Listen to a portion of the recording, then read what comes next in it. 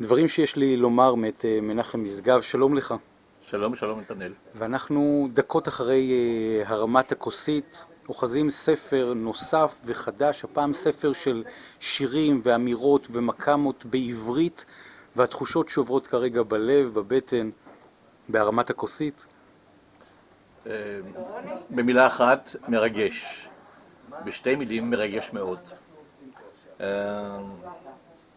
אחזור על איזשהו סיפור שאני מספר אותו לקרובים לי במיוחד.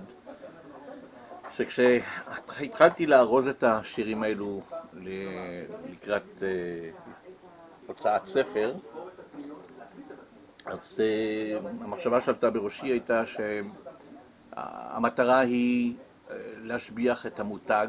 המותג נקרא הסופר מנחם משגב. אחרי הקללה של לינדה בעברית והגרסה באנגלית. בדיוק, ולהפוך אותו לסופר והמשורר מנחם משגב.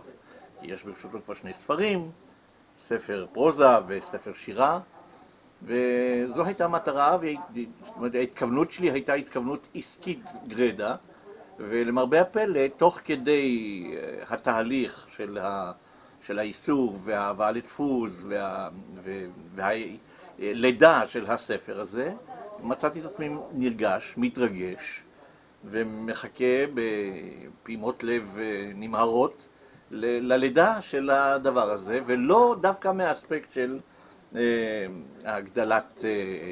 הגדלת כמות התארים הנלווים לשם שלי, אלא מהאספקט של איזה דבר יפה אני מוציא פה, אסופה לירית של חיי. מנחם משגב, המון המון תודה לך. בבקשה.